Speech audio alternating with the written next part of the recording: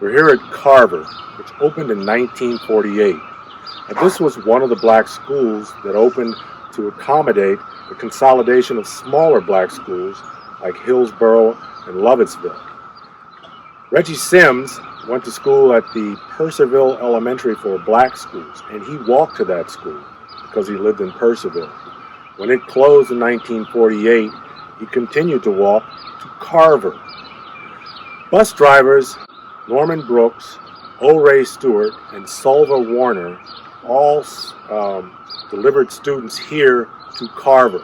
You see in these pictures that they're standing pretty much where I'm standing now. Those pictures were taken in the 1950s. Now, Norman Brooks also was a student bus driver.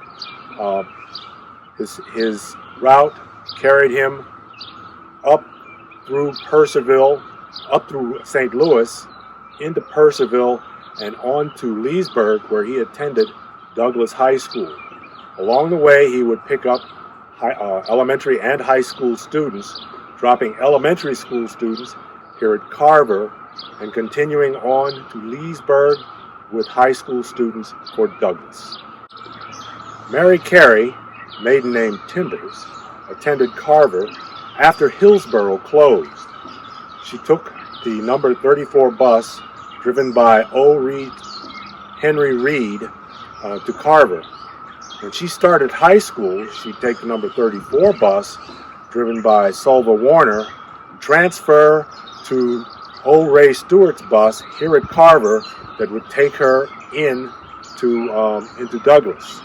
While she was traveling through these back roads here to get to Carver, they were primarily dirt and rock, and the bus drivers were traveling, picking up tenant farmer children throughout this area, delivering them here to Carver. But Mary continued on, graduating from Douglas in 1959.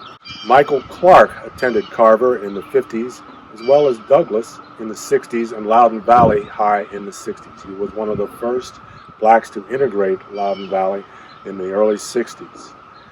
In his junior and senior year at Loudoun Valley, he was also a student bus driver, but he only carried black students. These were some of the first black students to integrate Loudoun Valley. Interestingly enough, when Michael attended Loudoun Valley and joined sports teams, while the buses were segregated at that time, the sports teams rode integrated buses. Mackley Lucas attended Loudoun Valley High School and graduated in 1966. In 64 through 66, he drove a school bus, so he was a student school bus driver. Back in those days, though blacks and whites were integrated into Loudoun Valley High, his bus never carried any white students. Now, some white drivers carried black students. Through his 2 years of driving, Mackley would deliver students to Banneker and St. Louis, Carver here in Purcellville, and high school students to Loudoun Valley High School. These would have been black students. Howard Timbers was the brother of Mary Timbers. You may remember her as the daughter of Gertrude Furr, who attended Hillsborough. Hillsborough closed. Mary transferred to Carver when Hillsborough closed, and her younger brother, Howard, attended Carver. He also attended Douglas for a couple of years, and then transferred to Loudoun Valley High School. Loudoun Valley, his junior year, he would be a student school bus driver, and his route would have him delivering elementary school students here to Carver, as well as high school students to Loudoun Valley. The interesting thing about Howard, when he was a elementary school student at Carver, he served as a crossing guard on O. Ray Stewart's bus.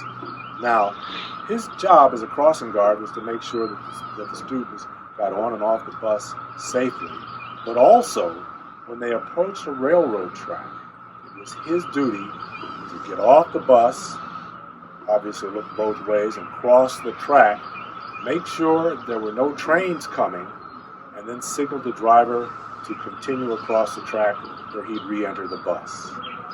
All right, now we're going to go to Banneker to wrap up our video summary.